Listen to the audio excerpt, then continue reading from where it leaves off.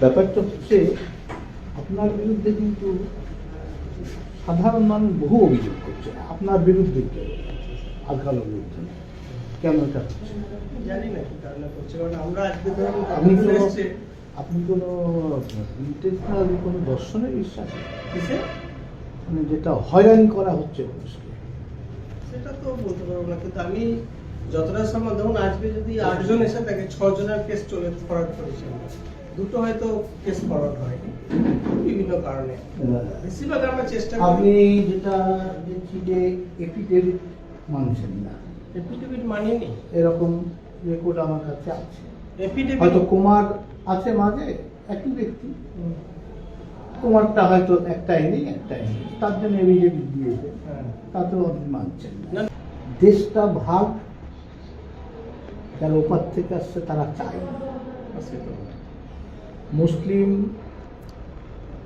মানুষের মধ্যে সব মুসলমানও দেশ ভাগ চায়, চেয়েছিল তোষণের রাজনীতির জন্য মুসলিম লীগ। ভারতের জনসংখ্যা অনুপাতে 26% মানুষ তারা ছিল সারা ভারতবর্ষে, তখন পাকিস্তান 2 পাকিস্তান। 30% ভূখণ্ড দেওয়া হয়েছে। পিছিয়ে পড়া সমাজের নেতা ছিল যোগেন মণ্ডল, তিনি বলছিলেন মুসলিম লীগের সঙ্গেই আমি থাকব।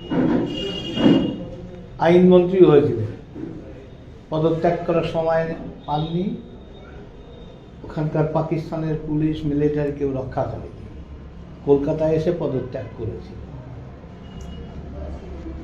তারপরে যারা এদেশে মুসলিম থেকে গেছে, কথাই ছিল সমস্ত ভাগের সময় শর্তই ছিল সমস্ত হিন্দুদের এদেশে পুনর্বাসন, নাগরিকত্ব সব দেওয়ার কথা। একই দেশ ছিল, তারা ওই দেশেরই নাগরিক, তারই তো উত্তরসূরি, তারা জেনেটিকভাবে তারা ভারতের নাগরিক। ইন্দিরা মুজিব চুক্তির জন্যই হোক, যে কোনো কারণে পরবর্তীকালে আইনের ধারার জন্য আটকে গেছে। নেহরু লিয়াকত চুক্তির প্রতিবাদও হয়েছে, আর প্রতিবাদ যারা করেছে তারাই আজকে প্রশাসনের সেই সরকারের অধীনে আপনি আছেন।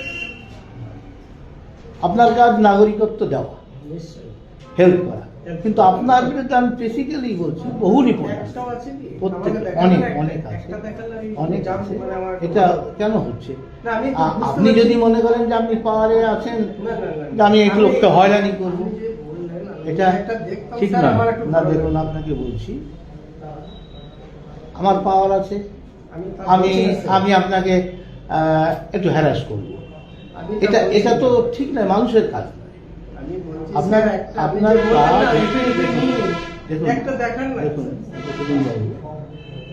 আপনার বিরুদ্ধে এই এতগুলো অফিসার 4টে টেবিল হচ্ছে, কোথায় অভিযোগ নেই? আপনার বিরুদ্ধে আসছে, কন্টিনিউয়াসলি আসছে প্রথম থেকে। আমি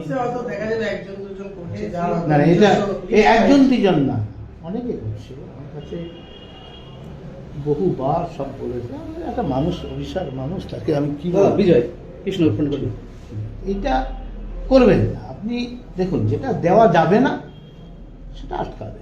আমরা তো আটকাই না, তো একটা কেসও এখনো পর্যন্ত একটা কেসও আটকাইনি, একটাও না। হয়রানি স্যার যেটা হচ্ছে একদিনে হলে হয়ে যায়।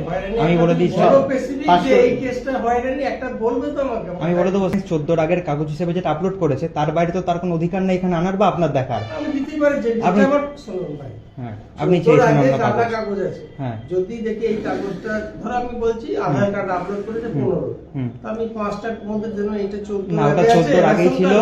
আপনাকে বলেছিলাম 14 আগের আছে, তাহলে আপনি কেন চাইছেন? আপনি বলেন আপনি ডিএলসির অফিসার না, আমি চাইতেই পারি। আপনি আমি বলেছিলেন, আপনি বলেছিলেন স্যার, আমি বলছি দেখুন, আপনার বোধহয় রিটায়ারমেন্টের কাছাকাছি চলে এসছে, ক বছর আছে?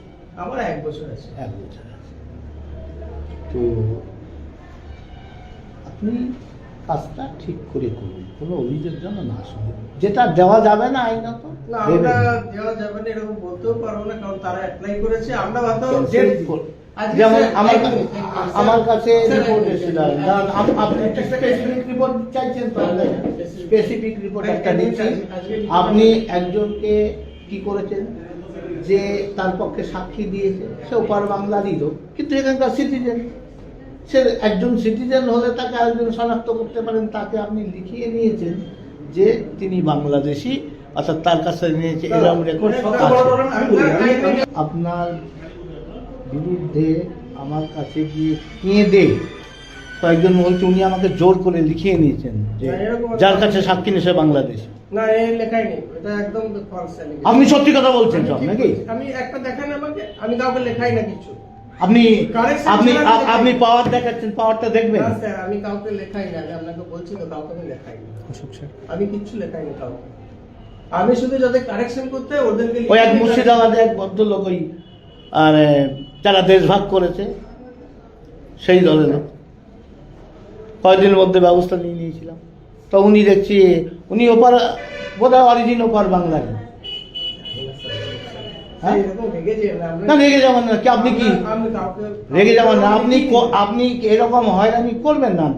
যেটা আমি আইনে আটকাবে, সত্যিকারে আপনার বিপদ আমি চাইব না, আটকাই না আমরা। কিন্তু আমরা রিকোয়েস্ট করি এটা- বিষয়টা নিয়ে আসতে। আমরা কাউকে আটকাই না, কাউকে লিখে নিই না, কাউকে এখনো পর্যন্ত একটা টেস্টিফাইং ক্যারেক্টারে ফেরত দিইনি। যে বলছে না আমার কেস থেকে একটাও